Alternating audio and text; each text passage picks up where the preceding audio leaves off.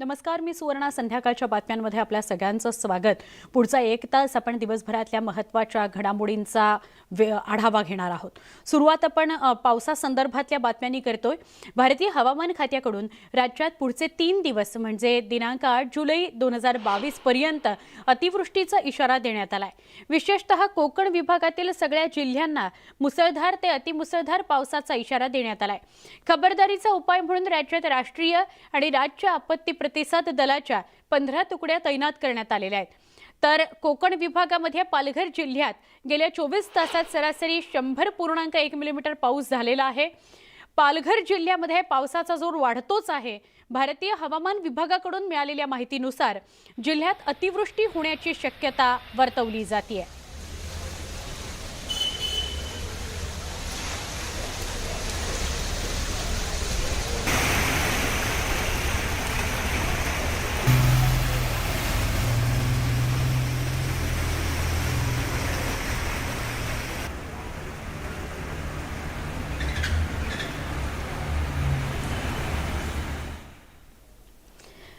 मुंबईसह वेगवेगळ्या शहरांमध्ये मुसळधार पाऊस पडतो आहे. काही ठिकाणी वॉटर लॉगिंग म्हणजेच पाणी भरण्याच्या घटना सुद्धा घडलेल्या आहेत.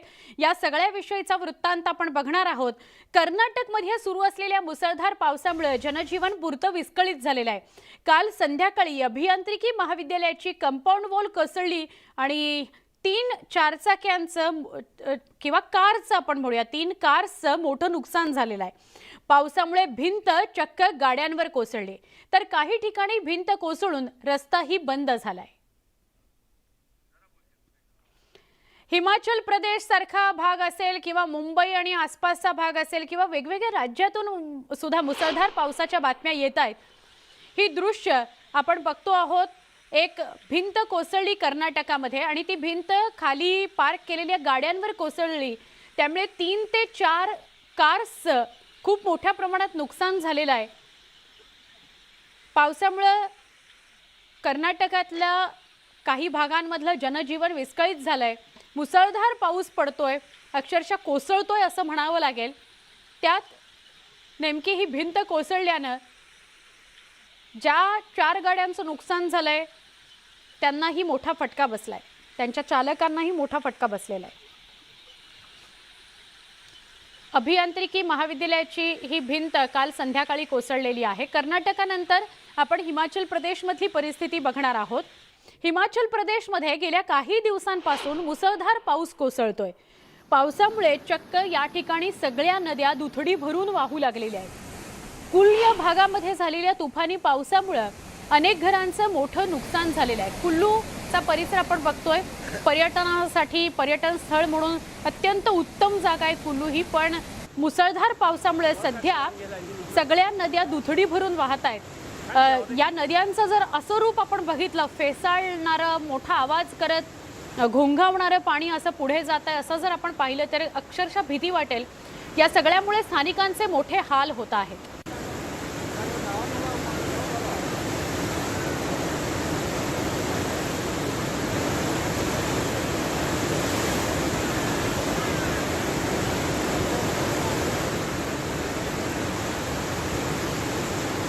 कुल्लू इथली ही नद्यांची दृश्य आपण बघतोय. आता आपण हिमाचल प्रदेशामधलाच सिमलाचा भाग बघतोय. हे सुद्धा एक खूप चांगलं पर्यटन स्थळ आहे. पण शिमला इथं सुद्धा मुसळधार पाऊस कोसळतोय. अनेक ठिकाणी दरड कोसळण्याच्या घटना घडलेल्या आहेत. शहरातील मॉल रोड नजीक दरड कोसळली, त्यामुळे अनेक गाड्या दाबल्या गेलेल्या आहेत. सुदैवानं या घटनेत कोणतीही जीवितहानी झालेली नाही, मात्र गाड्यांचं मोठं नुकसान झालेलं आहे.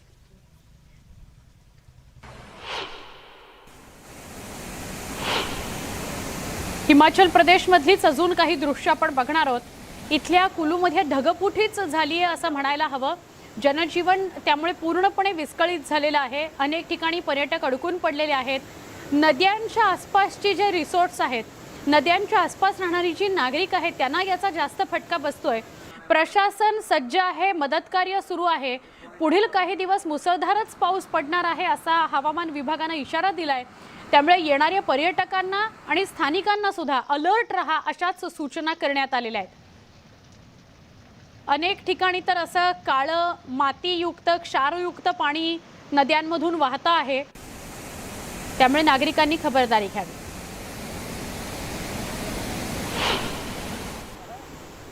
उत्तराखंडच्या रुद्रप्रयागमध्ये सिरोबगड जवळ मुसळधार पावसामुळे दरड कोसळली। दरड कोसळल्याने हा मार्ग वाहतुकीकरता बंद करण्यात आलाय, तर पर्यायी मार्गही बंद करण्यात आलाय।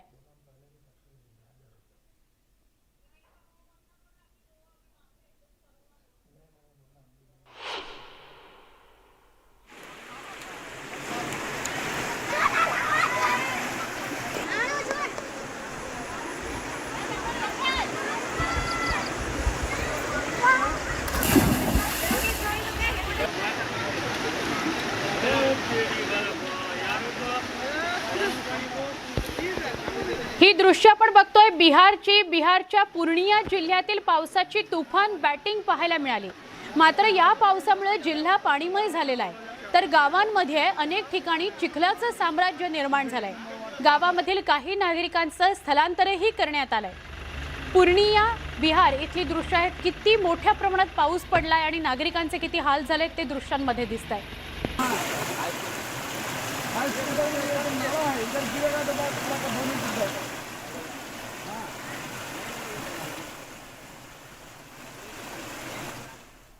काही बिहारची दृश्य आपण बघत होतो। बिहारमध्ये पावसानं कहर केलेला आहे। मुसळधार पावसामुळे कोशी या नदीला पूर आलाय। नदीकाठची अनेक गावं वाहून गेली आहेत, त्यामुळे नागरिक बेघर झालेत। सध्या इथल्या नागरिकांचं सुरक्षित स्थळी स्थलांतर केलं जात आहे।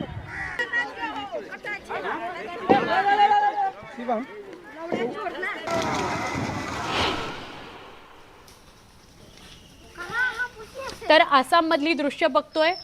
आसाम मधल्या मोरीगाव इथं पुराचं साम्राज्य निर्माण झालंय। आजची ही दृश्य आहेत। अनेक ठिकाणी घराबाहेर अक्षरशः तळी साचली आहेत, म्हणजे घराबाहेर पडलं की तळच तळ, पाणीच पाणी बघायला मिळतंय। त्यामुळे नागरिकांना या पाण्यामधून प्रवास करण्याकरता तराफा तयार करावा लागतोय आणि तराफ्यांचा आधार घेऊन जिथं कुठं बाहेर पडायचं असेल तर पडावं लागतंय।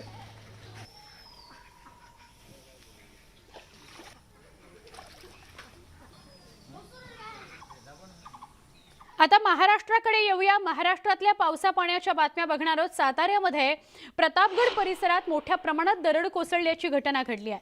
पावसाचं प्रमाण वाढल्याने आता दरडी कोसळण्याच्या घटना या परिसरात वाढू लागलेल्या आहेत।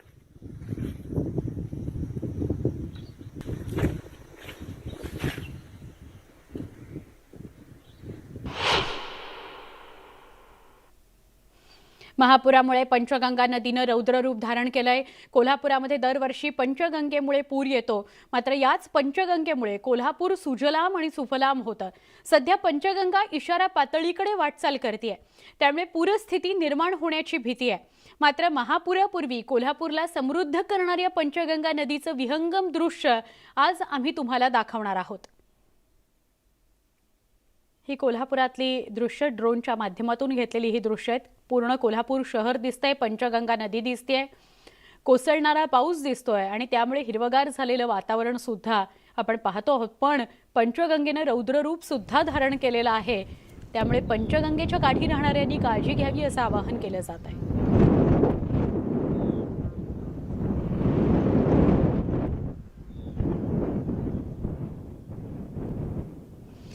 राज्यभरामध्ये सगळीकडे पावसाचं थैमान सुरू आहे। मुख्यत्वे कोकणातील अनेक नद्यांनी धोक्याची पातळी ओलांडलेली आहे। इशारा पातळी सुद्धा काही ठिकाणी ओलांडली गेली आहे। ही जी दृश्य ड्रोनची दृश्य आहेत, एक्सक्लुझिव्ह दृश्य न्यूज 18 लोकमतवर आपण बघता आहात। खेडमधून ही दृश्य आहेत। जगबुडी नदी, दरवर्षी जगबुडी नदी धोक्याची पातळी ओलांडते आणि आजूबाजूचा परिसर पाणीच पाणी होऊन जातो। ही खेडची जगबुडी नदी जिची ड्रोनच्या माध्यमातून घेतलेली दृश्य आहेत। नदीकाठच्या गावांना सतर्कतेचा इशारा दिला गेलाय। शेतीमध्ये शेकडो हेक्टर पर्यंत पाणी शिरलंय, भात पीक पाण्याखाली गेलेलं आहे।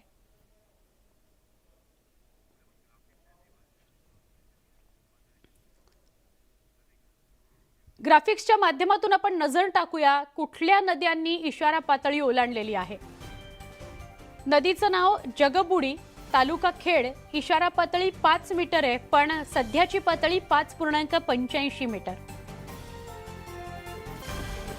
वाशिष्ठी नदी चिपळूण तालुका 5 मीटर इशारा पातळी आहे, सध्याची पातळी आहे 4 मीटर. शास्त्री नदी तालुका संगमेश्वर 6.20 मीटर इतकी इशारा पातळी आहे, सध्या 5.80 मीटरवर ही नदी वाहते आहे. काजळी नदी लांजा तालुका इशारा पातळी 16.50 मीटर, सध्याची पातळी आहे 15.52 मीटर. कोदवली नदी राजापूरची 4.9 मीटर इतकी इशारा पातळी आहे, सध्या 1 मीटर जास्त म्हणजे 5.9 मीटरनं कोदवली नदी वाहते आहे.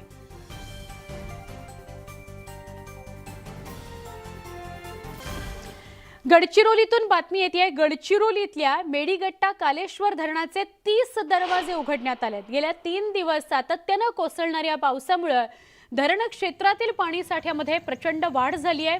सध्या या धरणामधून 69,350 क्युसेक इतक्या वेगानं पाण्याचा विसर्ग केला जातोय.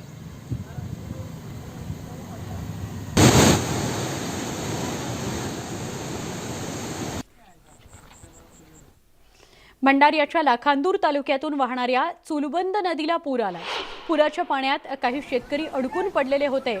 नावाड्यांच्या मदतीने त्यांना सुरक्षित बाहेर काढण्यात यश आलंय. आवळी हे गाव चुलबंद नदीच्या जवळ येतं. नदीच्या पाणी पातळीमध्ये वाढ व्हायला लागल्यावर गावाला धोका निर्माण झालेला आहे.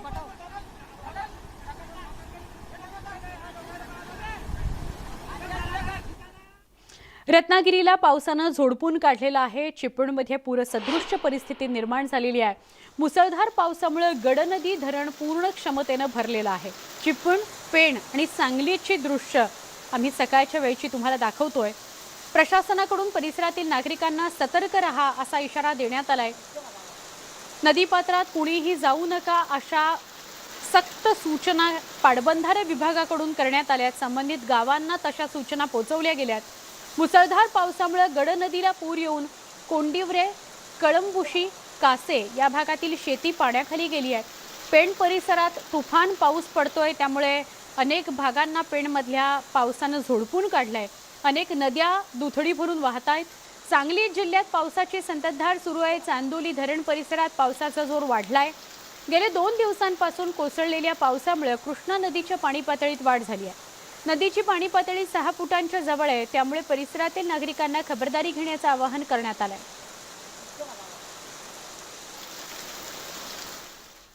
पुण्यात खडकवासला, साखळी धरणांच्या पाणलोट क्षेत्रातही रात्रभर पाऊस सुरू आहे. Khadakwasla 18 millimetre, Panshet 68 millimetre, Varasgaon 70 millimetre आणि टेमघर धरणाच्या पाणलोट क्षेत्रात 65 मिलीमीटर पावसाची नोंद झाली आहे. तर या 4 धरणांचा उपयुक्त पाणीसाठा 3.67 टीएमसी इतका झालाय. गेल्या 3 दिवसात या जलसाठ्यामध्ये तब्बल 1.25 टीएमसीनं वाढ झाली आहे. त्यामुळे पुणेकरांवरील पाणी कपातीचं संकट लवकरच दूर होऊ शकतं. याच परिस्थितीचा खडकवासला धरणावरून आमचे प्रतिनिधी चंद्रकांत फुंदे यांनी सविस्तर आढावा घेतला. तो बघूयात. आता पुणेकरांसाठी एक आनंदाची बातमी अशासाठी की जे पुणेकरांना पाणी कपात जी सहन करावं लागत होती गेल्या आठवड्यापासून, कारण ह्या खडकवासला साखळी धरणातलं पाणी साठाच एकदम खाली आला होता. अगदी 2.25 टीएमसी पर्यंत आला होता चारही धरणाचं मिळून. पण तोच पाणी साठा गेल्या 3 दिवसात तब्बल 1.25 टीएमसीनी वाढलाय. म्हणजे 1.16 टीएमसीनी वाढलेला. आणि ह्या खडकवासला धरणाची जलसाठा जो 20% खालवला तो आज 36%, म्हणजे आज संध्याकाळपर्यंत जवळपास 40% जाईल. तिकडे पानशेतचाही पाणी साठा 10%वरून 15%वर गेला आहे. तिकडे टेमघरही जे नील होतं पूर्णपणे ते आता जवळपास 2.25, 3.5, 4%वर आले. तिकडे वरसगावही 10%वर गेले. आणि ह्या सगळ्या 4ही धरणाचे जे कॅचमेंट एरिया आहे त्याच्यामध्ये गेल्या आठवड्याभरात जवळपास 1000 मिलीमीटर म्हणजे 1145 मिलीमीटर पाऊस कोसळलेला आहे. त्याचाच परिणती म्हणून आज हे आपल्याला डॅममध्ये पाणी भरलेलं दिसतंय बऱ्यापैकी.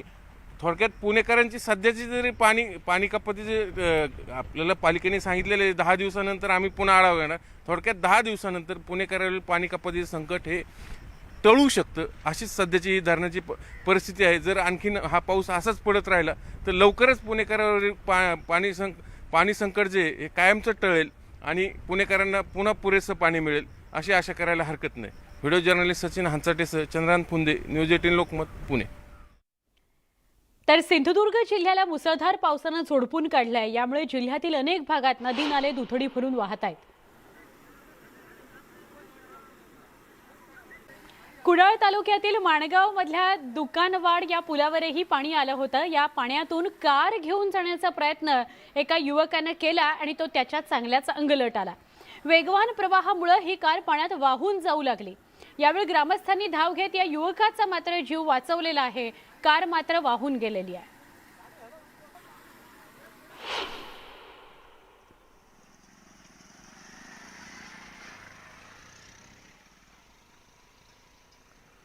तर नंदुरबारची ही दृश्य आपण बघतोय। नंदुरबार जिल्ह्यातल्या चांदसैली या घाटात दरड कोसळली। यामुळे या मार्गावर मोठ्या प्रमाणात माती साचली। वाहनधारकांना मोठा त्रास याचा सहन करावा लागतोय।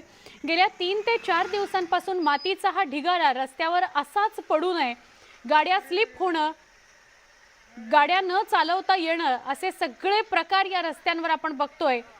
ही महिला खाली पडलेली आहे बाईकवरून। चिखलात वाहनं घसरून पडतायत। गेल्या वर्षी या ठिकाणी दरड कोसळल्याने रस्ताही बंद झालेला होता। यावेळी एका महिलेला उपचार न मिळाल्याने तिचा मृत्यू झाल्याची ही घटना घडलेली आहे। या घटनेला वर्ष उलटून गेलं तरी सुद्धा प्रशासनाने कोणतीही उपाययोजना केली नसल्याचं दिसून येत आहे।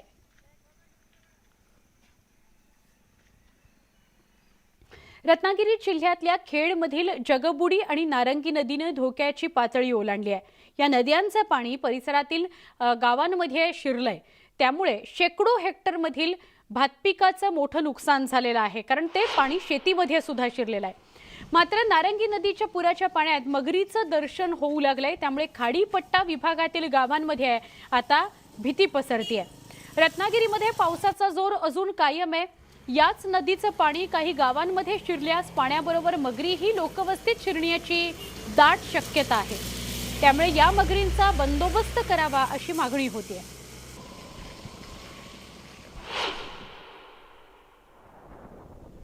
ही दृश्य कोल्हापुरात पावसाची संततधार सुरू आहे। धरण क्षेत्रात पाऊस पडतोय।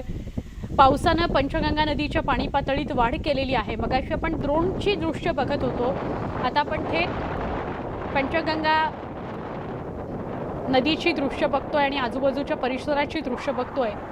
पंचगंगा नदीची इशारा पातळीकडे वाटचाल होतीये। त्यामुळे नदीकाठच्या गावांना सतर्क राहा अशा सूचना करण्यात आल्या आहेत। सततच्या पावसामुळे जिल्ह्यातील 27 बंधारे पाण्याखाली गेलेले आहेत। तर राधानगरी धरणातून 1200 क्युसेक इतक्या वेगाने विसर्ग पाण्याचा केला जातोय। कोल्हापुरात 8 जुलैपर्यंत अतिवृष्टीचा इशारा देण्यात आलाय। एनडीआरएफच्या 2 तुकड्या आधीच तिथे तैनात ठेवल्या गेलेल्या आहेत।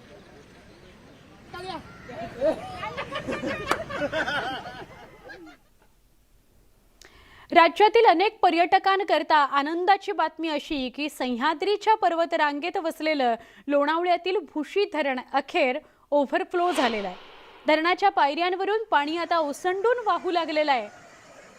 गेल्या 2 दिवसात 250 मिलीमीटर पावसाची नोंद करण्यात आली आहे। पायऱ्यांवरून ओसंडून वाहणारं हे पाणी पर्यटकांकरता मोठं आकर्षण ठरतंय।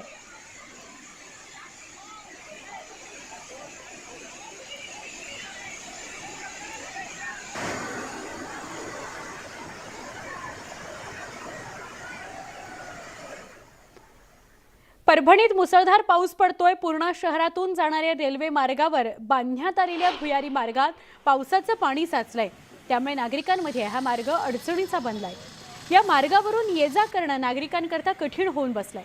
नांदेडमध्ये मुसळधार पाऊस कोसळतोय। परभणीतली आणि नांदेडमधली सकाळची दृश्य आपण बघताय। दिवसभर या दोन्ही ठिकाणी पाऊस कोसळतो आहे। नांदेडमध्ये पावसामुळे इस्लामपूर इथला सहस्रकुंड धबधबा प्रवाहित झालाय। पैनगंगा नदीवर धबधबा आहे। दरम्यान हे धबधबे पाहण्याकरता पर्यटक आता गर्दी करायला लागलेले आहेत।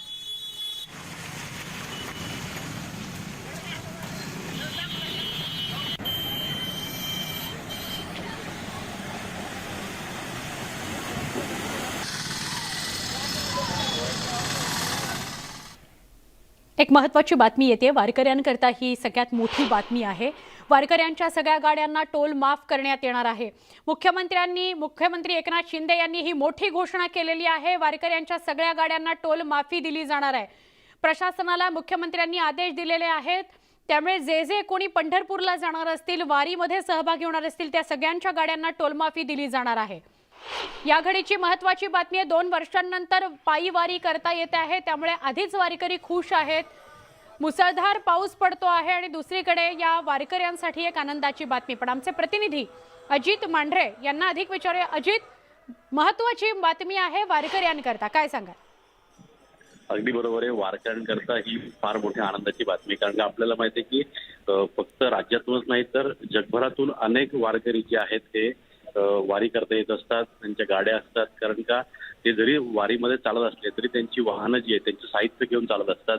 अशा गाड्यांना टोल भरावा लागतो आणि परिणामी अनेक ठिकाणी लांबच लांब रांगा लागतात. याचबरोबरीनं त्यांना पैसे देखील भरावे लागतात. या सर्वातून वारकऱ्यांना सुविधा मिळाव्यात, त्यांना एक दिलासा मिळावा याकरता मुख्यमंत्र्यांनी घेतलेला हा एक मोठा निर्णय आहे. आणि मुख्यमंत्र्यांनी थेट हे आदेश दिलेले आहेत की वारकरी जे आहेत जे पंढरपूरच्या यात्रेकरता जातील किंवा जे आहेत त्यांच्या सर्व गाड्यांना टोलमाफ करण्यात यावे. त्यामुळे वारकऱ्यांकरता ही एक मोठी बातमी असून त्याचबरोबर वारी दरम्यान स्वच्छता आणि इतर सुविधा ज्या आहेत या देखील पूर्णपणे पाळल्या जाव्यात. विशेष करून पाण्याची सुविधा, पिण्याच्या पाण्याची सुविधा जी आहे त्यावर योग्य ते नियंत्रण ठेवून वारकऱ्यांना स्वच्छ पाणी कसं मिळेल, त्यांचं आरोग्य कसं धोक्यात येणार नाही, या सर्व गोष्टी ज्या आहेत त्या मुख्यमंत्र्यांनी आदेश दिलेले आहेत. बरं, धन्यवाद अजित, आपण ही माहिती दिल्याबद्दल. संध्याकाळच्या बातम्यांमध्ये इथे एक छोटासा ब्रेक घेऊया. अजून काही बातम्यांसह काही क्षणात पुन्हा भेटूया. पावसाचे दिवस आहेत, काय नेमकी पावसा पाण्याची परिस्थिती आहे ते बघूनच स्वतःचे प्लॅन्स करा किंवा दिवसभराची दिनचर्या तुमची जी काही ठरवायची आहे ती ठरवा. पहा फक्त न्यूज 18 लोक.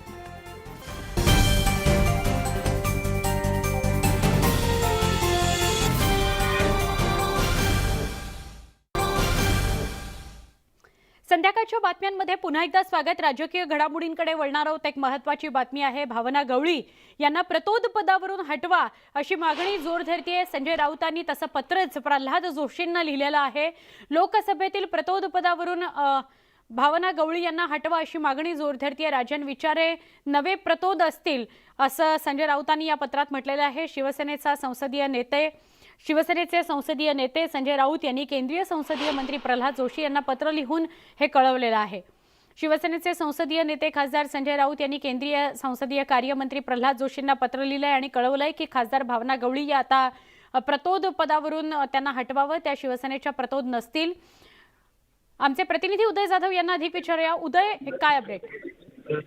शिवसेनेचे संसदीय नेते संजय राऊत यांच्याकडून एक पत्र प्रसिद्ध करण्यात आलेलं आहे. त्या पत्रामध्ये त्यांनी स्पष्टपणे म्हटलेलं आहे की शिवसेनेचे आता नवीन प्रतोद म्हणून शिवसेना खासदार राजन विचारे या आधीचे प्रतोद जे आहेत भावना गवळी हे प्रतोदपदी नसणार आहे असा पत्र केंद्रीय संसदीय कार्यमंत्री प्रल्हाद जोशी तसेच लोकसभाचे अध्यक्ष ओम बिर्ला यांना दिलेला आहे. त्यानंतर आता त्यांचे प्रतोदपद जे आहे ते बदलण्यात आलेलं आहे.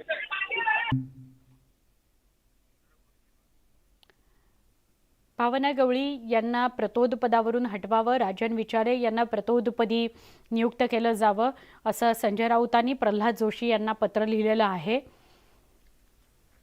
लोकसभेतील प्रतोद पदावरून भावना गवळी यांना हटवावं आणि त्या जागी राजन विचारे यांची नियुक्ती करावी अशी मागणी करण्यात आलेली आहे.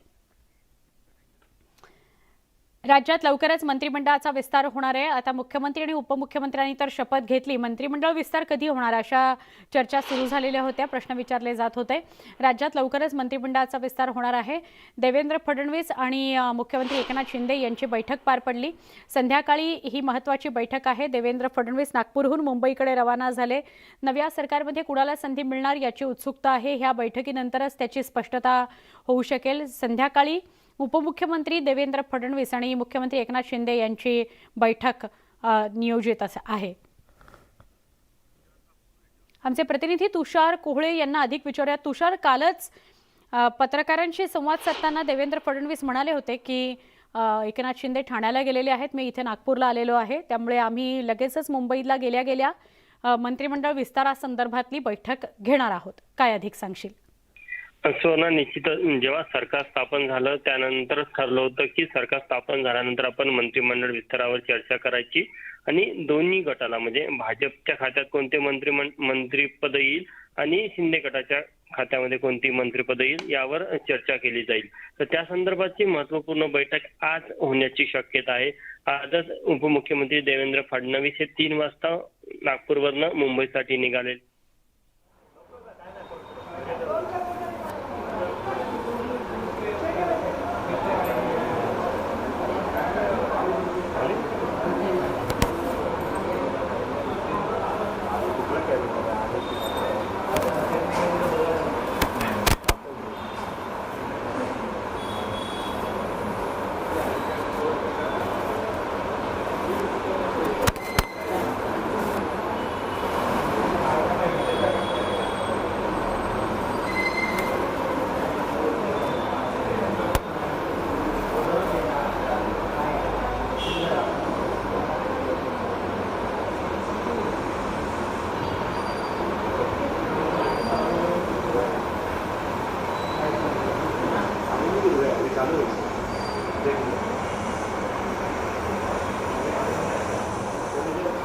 मुख्यमंत्री एकनाथ शिंदे पत्रकारांशी संवाद साधतायत. त्यांचा आवाज काही क्षणात आपल्यापर्यंत पोहोचेल. ठाण्यामध्ये उपनगरांमध्ये पावसा पाण्याची काय परिस्थिती आहे त्याचा आढावा घेतला त्यांनी आणि काही महत्त्वाचे आदेश देणं गरजेचं होतं तेही त्यांनी दिलेले आहेत. त्यानंतरची ही पत्रकार परिषद आहे. संध्याकाळच्या बैठकीसंदर्भातही ते माहिती देऊ शकतात. राज्यात लवकरच मंत्रिमंडळ विस्तार होणार आहे त्याविषयी सुद्धा ते बोलू शकतात. काही क्षणात त्यांचा आवाज आपल्यापर्यंत पोहोचेल.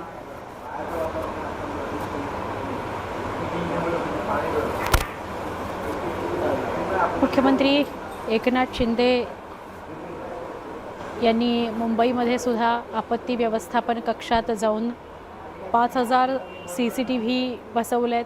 ते कसे कार्यरत आहेत, काम कसं केलं जातं, कसं नियोजन केलं जातं, कुठलीही आपत्ती ओढावू नये, नागरिकांना अडचण होऊ नये यासाठी या सगळ्याचा आढावा घेतला. योग्य त्या सूचना देण्यात आलेल्या आहेत. त्यानंतर ठाण्यामध्ये आज मोठ्या प्रमाणात पाणी साचलं होतं अनेक भागात, कारण मुसळधार पाऊस कोसळतो आहे. तर ठाण्यामध्ये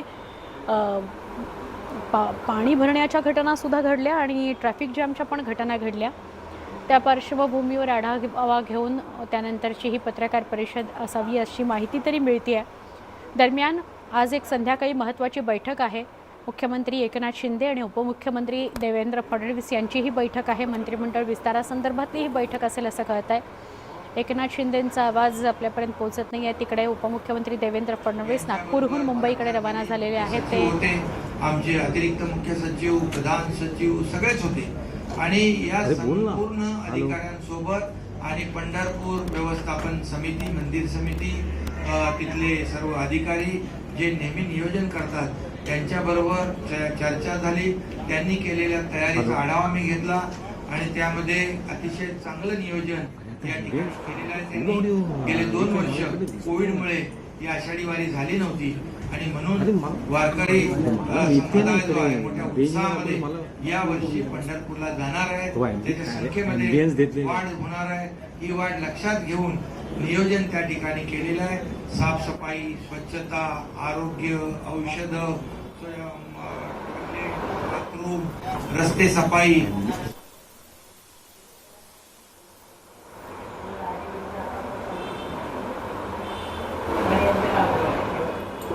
चांगली तुम्ही केली. आणखी त्याच्यामध्ये भर टाका.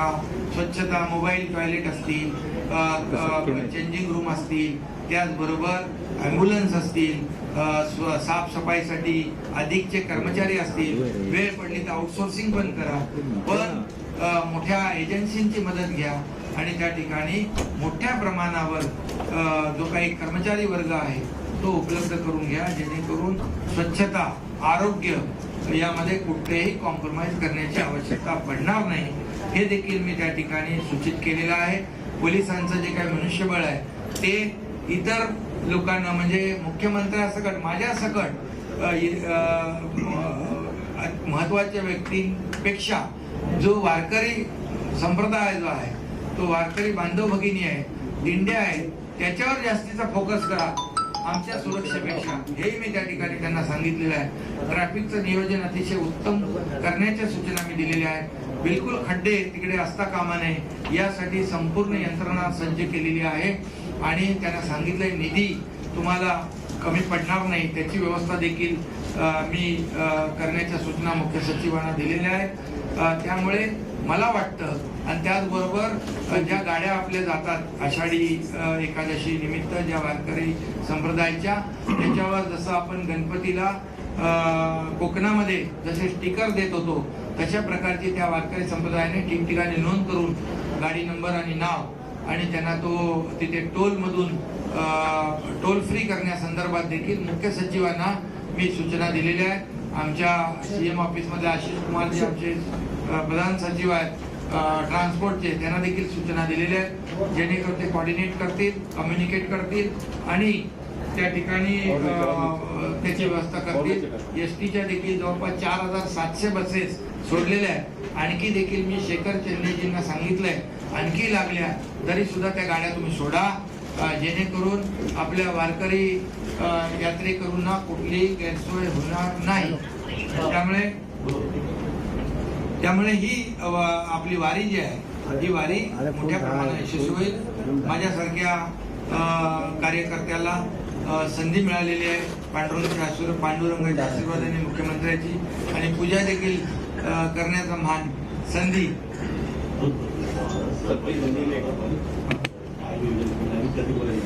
मी स्वतःला भाग्यवान समजतो की मला संधी मिळाली आहे.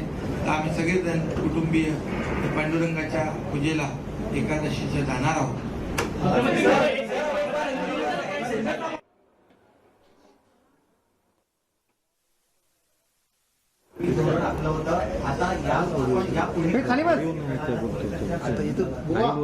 पोलीस हा आमच्या समाज घटकातला महत्वाचा घटक आहे. शेवटी पोलीस हा कायदा सुव्यवस्था राखण्याचं काम करतो. आता वारी आहे, गणपती आहे, नवरात्री आहे, रमजान आहे, ईद आहे, सगळंच आहे. सगळ्या धर्माचे जेव्हा सण असतात किंबहुना आणखी काही आंदोलन असतात त्यावेळेस हा पोलीस रस्त्यावर उतरतो. ऊन वारा पाऊस कशाची तमाने बाळगतात आपल्या कुटुंबियांपासून दूर असतो, सण उत्सवापासून दूर असतो. त्यामुळे त्याला घरची चिंता असता कामा नये. यासाठी त्याचं घर चांगलं असलं पाहिजे, सुरक्षित असलं पाहिजे. आज हा विषय नाहीये परंतु या बाबतीमध्ये मी पूर्वी देखील आपल्याला सांगितलेलं आहे की जसं मी सिडको माझ्याकडे होती तर त्या सिडकोच्या घर वाटपामध्ये देखील जो शासकीय कोटा होता त्याच्या कोट्यामध्ये पोलिसाला विशेष कोटा असला पाहिजे असा देखील मी निर्णय सिडकोमध्ये घेतला होता. आता योगायोगाने मी या राज्याचा मुख्यमंत्री आहे त्यामुळे नक्कीच पोलिसांसाठी जे काय एक चांगलं घरांसाठी नियोजन कसं करता येईल त्याचा एक मोठा प्लॅन करावा लागेल आणि त्या बाबतीमध्ये देखील आम्ही निर्णय घेऊ.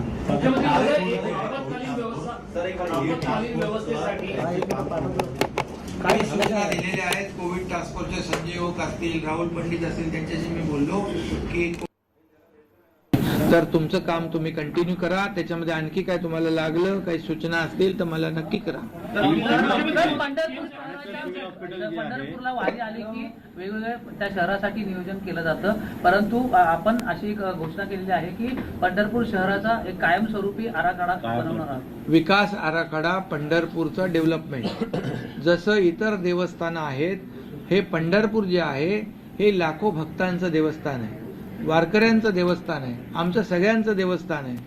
एक मोठं तीर्थक्षेत्र आहे आणि त्यामुळे तिथे चंद्रभागा नदी आहे, तिथला परिसर आहे हा अतिशय चांगला असला पाहिजे. इतर जी देवस्थानं आहेत त्या ठिकाणी जसा विकास झाला आहे मी कोणाचे कुठलंही नाव घेणार नाही परंतु आपल्याला माहीत आहे तशा प्रकारची देवस्थानं जी आहेत तसं महाराष्ट्रातलं हे देखील प्रमुख देवस्थान आहे आणि त्याचं कायापालट झाला पाहिजे. यासाठी एक विशेष आराखडा त्या ठिकाणी म्हणजे लॉंग टर्म. आता हे आपण टेम्पररी दरवेळेला आषाढी आणि कार्तिकीला करतो तर त्याच्या बाबतीत देखील मी मुख्य सचिवांना मगाशी बोललेलो आहे आणि त्या बाबतीत सौनिक मॅडम इकडे आहेत त्यांना मी सूचना केलेली आहे की या बाबतीमध्ये आपण एक चांगला विकास आराखडा करूया.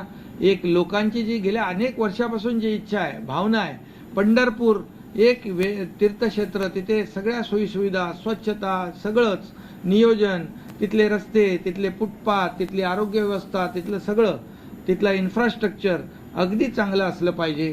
तिथे आल्यानंतर कुठल्याही भाविक भक्ताची गैरसोय होऊ नये यासाठी तो विशेष आराखडा विकासाचा आम्ही नक्की त्या बाबतीमध्ये प्राधान्य देणार आहोत.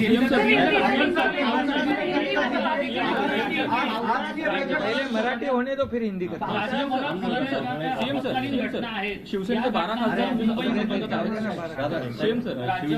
राज्यभरामध्ये आपत्कालीन किंवा पावसामुळे होणाऱ्या घटना ज्या आहेत त्यांचे वेगवेगळ्या पद्धतीत माध्यम वृत्तांकन करत असतात, पण एक असा अधिकारी की ज्याच्याकडे त्याची अगदी वास्तविक माहिती मिळेल अशी काही व्यवस्था करण्याची. आमचा स्टेट डिझास्टर मॅनेजमेंट आहे, संजय मला वाटतं त्यांचं नाव आहे, आणि ते संपर्कात असतात. त्यांचं पूर्ण लक्ष आहे.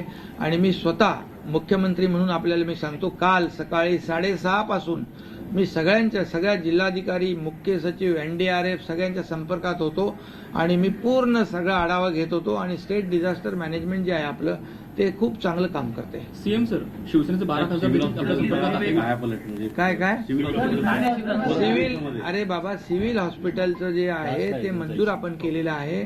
सिव्हिल हॉस्पिटल 800 का 850 बेडचं सुपर स्पेशालिटी, 900 बेडचं सुपर स्पेशालिटी हॉस्पिटल जे आहे त्याच्यासाठी निधीची तरतूद मागे केलेली आहे. पालकमंत्री म्हणून मी त्यासाठी प्रयत्न केला आणि ते मंजूर झालंय. त्याचं लवकरच टेंडर निघणार आणि ते कार्यान्वित होईल. पुढे पाणी प्रश्नासाठी धरणाचा जो विषय प्रलंबित, त्या बाबतीमध्ये काळूशाहीच्या बाबतीमध्ये आपला सगळा जो काही प्रयत्न सुरू आहे त्यामध्ये MMRDAच्या माध्यमातून आपण ते पुढे नेणार आहोत. शेवटी आपल्याला एक धरण ठाणे जिल्ह्यासाठी आवश्यक आहे आणि त्यासाठी सर्वतोपरी प्रयत्न केला जाईल. रेल्वे प्रशासन देखील इथे होतं. त्यांनी देखील त्यांच्या हद्दीतले कल्वर्ट आहेत, नाले आहेत, यावर्षी महापालिकांच्या बरोबर समन्वय साधून चांगले स्वच्छ केलेले आहेत. त्यांनी खूप काळजी घेतलेली आहे, त्यामुळे त्यांनी देखील सहकार्य केले. त्याचबरोबर जिथे पावसाळ्यामध्ये रेल्वे ट्रॅकमध्ये पाणी साचून जे काही 25-30 स्पॉट आयडेंटिफाय केलेले आहेत तिथे देखील आम्ही मुंबई महापालिका, ठाणे महापालिका, इतर महापालिका आयुक्तांना सांगितलंय की जेव्हा रेल्वे बंद पडते त्यावेळेस तिथं BST असेल, TMT असेल, ST असेल याची तातडीने सेवा दिली पाहिजे आणि त्या यात्रेकरूंना, प्रवाशांना गैरसोय होणार नाही याची काळजी घेण्याच्या सूचना दिल्यात. किती ठिकाणी अतिसंवेदनशील असे भाग घोषित केलेले आहेत राज्य सरकारने की जिथे डोंगर आहेत किंवा पूर परिस्थिती झालेली आहे, की काय वेगवेगळ्या ठिकाणी मुंबई, ठाणे, कल्याण, डोंबिवली राज्यामध्ये वेगवेगळ्या ठिकाणी वेगवेगळे स्पॉट आयडेंटिफाय केलेले आहेत. पूर परिस्थिती निर्माण जिथे होऊ शकते, ज्या ठिकाणी लँडस्लाईड होऊ शकते, असे सगळे स्पॉट आयडेंटिफाय आहेत आणि त्यांना तिथे सुरक्षित स्थळी हलवण्याच्या सूचना मी दिलेल्या आहेत.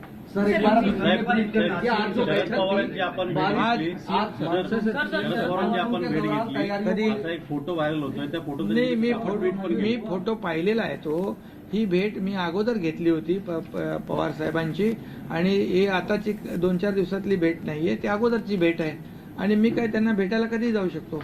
ते या देशाचे मोठे नेते आहेत, त्यामुळे त्यात काय लपून छपून काय भेटायचं काय, त्यामुळे मी पूर्वी त्यांना भेटलेलो आहे. शिवसेनेचे 12 खासदार देखील नाराज आहेत. तुम्ही तुमची भेट झाली? अहो, ही भेट फोटो जे आहे ना तो पूर्वीचा आहे, जुना आहे. मी त्यांना भेटलोय ना आणि तो भेटलोय, मी त्यांना भेटलोय का काय मी काय लपवायचं काय कारण आहे? काहीच नाही. ज्या गावांचं स्थलांतर झालं नाही त्या सूचना दिलेल्या आहेत मी त्यांना. त्या बाबतीमध्ये देखील ज्या दिवशी डिझास्टर मॅनेजमेंटची बैठक मंत्रालयात होती तेव्हा सूचना बताई हिंदी में. आज की बैठक में डिजास्टर मैनेजमेंट की बैठक हुई है. इसमें सभी पूरा जायजा लिया है, रिव्यू लिया है मैंने, और किसी भी तरह से बरसात में, बारिश में किसी भी नागरिक जो है उसको किसी बात की तकलीफ होनी नहीं चाहिए, उनके जाने माल की नुकसान नहीं होनी चाहिए, और इसलिए मैंने पूरी सूचना दी हुई है. पूरी तरह हमारे प्रशासन जो है अलर्ट है, सभी लोग ऑन फील्ड है. ये आपको एक ही मैं बताऊंगा कि सोनिक मैडम पालक सचिव है, वो खुद यहाँ आए हुए हैं इस जिले में, वो पूरी तरह मॉनिटर कर रहे हैं. इससे आप राज्यात पावसानं सर्वत्र जोर धरला आहे. पावसानं रस्त्यांना खड्डे पडू लागलेले आहेत. न्यूज 18 लोकमतनं खड्ड्यांमुळे नागरिकांना होणाऱ्या त्रासाचा आढावा घेतला होता. न्यूज 18 लोकमतनं दाखवलेल्या बातमीनंतर मुख्यमंत्र्यांनी तातडीनं त्याची दखल घेतली आहे आणि खड्डे बुजवण्याचे आदेश अधिकाऱ्यांना दिलेले आहेत. दुसरीकडे काजूपाडा इथं खड्ड्यात पडून एका तरुणाचा मृत्यू झाल्याची दुर्दैवी घटना घडली होती. या घटनेबद्दल अधिकाऱ्यांना जाब विचारतात चांगली झाडाझडती त्यांनी अधिकाऱ्यांची घेतली आहे. तसंच रस्ते दुरुस्तीचे तातडीने आदेश सुद्धा दिलेले आहेत.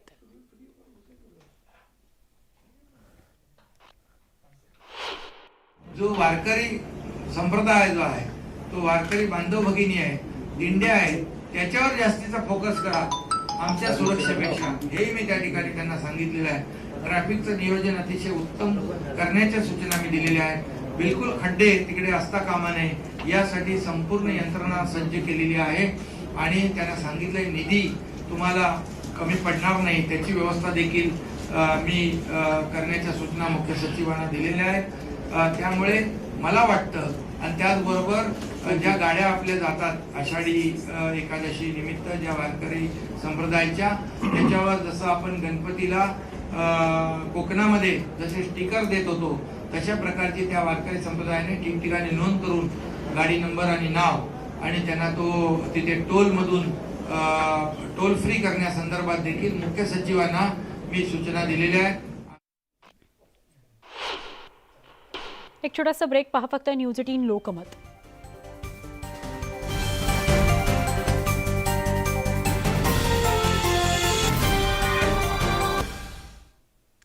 बुलेटिनमध्ये पुन्हा एकदा स्वागत. बातमी नाशिकमधून. नाशिकच्या अंबड पोलीस ठाण्याच्या हद्दीतील संजीव नगर परिसरामध्ये एका तरुणाची हत्या करण्यात आलेली आहे. रात्रीच्या सुमारास संद्रे आलम या 22 वर्षाच्या तरुणाची गळा चिरून हत्या करण्यात आली आहे. भरवस्तीत घडलेल्या या घटनेनं शहरात एकच खळबळ उडाली आहे. गळा चिरल्यानंतर काही वेळ हा तरुण जिवंत होता. यावेळी नागरिकांनी त्याला रुग्णालयात दाखल केलं. मात्र मोठ्या प्रमाणात रक्तस्राव झाल्यानं उपचार सुरू असताना त्या तरुणाचा मृत्यू झालाय. डॉक्टरांनी त्याला मृत घोषित केलं. एक छोटासा ब्रेक. पुन्हा पहा फक्त न्यूज 18 लोकमत.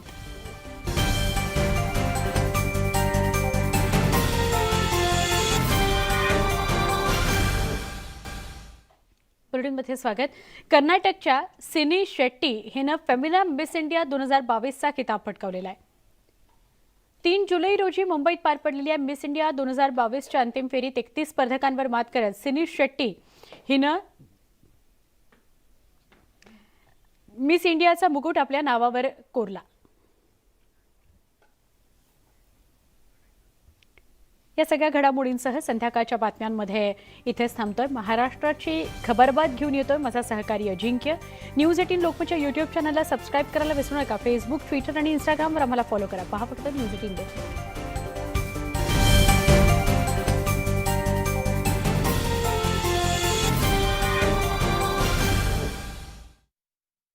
घराबाहेर